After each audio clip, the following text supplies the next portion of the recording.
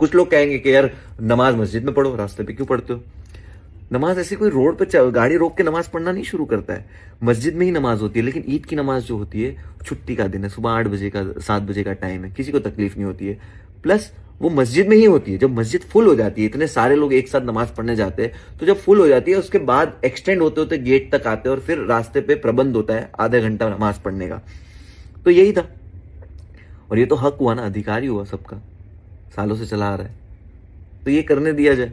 सो हाय दोस्तों, ये कोई पॉलिटिकल वीडियो नहीं है, ना कोई क्रिटिसिज्म है, ये बस एक नॉर्मल दिल की बात है। कल मैंने न्यूज में पढ़ा, मेरठ पुलिस ने कहा है कि ईद की नमाज रास्ते पे कोई पढ़ेगा तो उसको सजा मिलेगी, उसका पासपोर्ट ड्राइविंग लाइसेंस छीन लिया जाएगा कि नमाज नहीं पढ़ सकते। तो फेस्टिवल्स तो रास्ते पे ही हमने मनाए ना, हमने सबने। और हमारा हिंदुस्तान इतना खूबसूरत क्यों है? हमारे त्योहारों की वजह से, फेस्टिवल्स की वजह से, खाना हो, कलर्स हो, एवरीथिंग।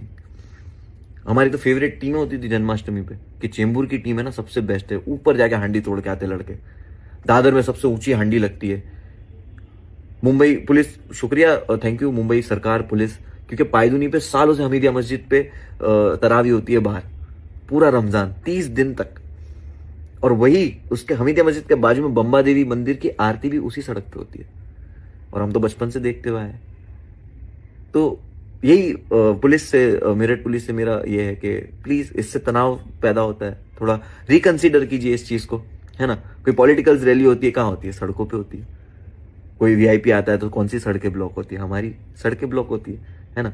तो और ये तो भारत के नागरिक का अधिकार भी हुआ ना कि उसका फेस्टिवल है। कुछ लोग कहेंगे कि यार नमाज मस्जिद में पढ़ो, रास्ते पे क्यों पढ़ते हो? नमाज ऐसी कोई रोड पे गाड़ी रोक के नमाज पढ़ना नहीं शुरू करता है। मस्जिद में ही नमाज होती है, लेकिन ईद की नमाज जो होती है छुट्टी का दिन है, सुबह 8 बजे का 7 बजे का टाइम है, किसी को तकलीफ नहीं होती है। प्लस वो मस्जिद में ही होती है। जब मस्जिद फुल हो जाती है, इतने सारे लोग एक साथ नमाज पढ़ने जाते हैं, तो जब फुल हो जाती है उसके बाद एक्सटेंड होते होते गेट तक आते हैं और फिर रास्ते पे प्रबंध होता है आधा घंटा नमाज पढ़ने का। तो यही था। और ये तो हक हुआ ना, अधिकार ही हुआ सबका, सालों से चला आ रहा है, तो ये करने दिया जाए। हमारे हमारे शहीद देखो, सुखदेव, राजगुरु, शहीद भगत सिंह, शहीद अशफाक, फिर हमारे बाबा साहेब आम्बेडकर हो या स्वामी विवेकानंद हो, सब ने ना अपने हक के लिए ही लड़ा है। मतलब उनकी पूरी जिंदगी गुजरी है ना, वो हक बात करते हुए गुजरे कि यार हक चाहिए, है ना। तो मुझे लगता है इबादत करना सबका हक है, अपना अपना फेस्टिवल एंजॉय करना सबका हक है। तो अथॉरिटीज जो है या पुलिस जो भी है, जो भी है, प्लीज रिकंसिडर कीजिए इस चीज को। हमारे डोंगरी पे ना ईद की नमाज के बाद पुलिस फूल देती है कि ये लो, सबको गुलाब ऐसा लाइन से लगा के, और हम वही रास्ते पे नमाज पढ़ते हैं। तो प्यार बढ़ाना बहुत जरूरी है ना। तो प्लीज ऐसी इस तरह की चीजें ना लाइए जिससे तनाव पैदा हो, है ना। और मेरे सारे जो मुस्लिम भाई जो देख रहे हैं उनसे भी रिक्वेस्ट है कि देखो, नमाज सुकून से पढ़ने मिले तो ठीक है, अगर नहीं पढ़ने मिले तो कोई बात नहीं, मस्जिद में कहीं भी जगह ढूंढ लेना, रास्ते में मत पढ़ना, और दुआ करना कि हालात बेहतर हो जाए, है ना।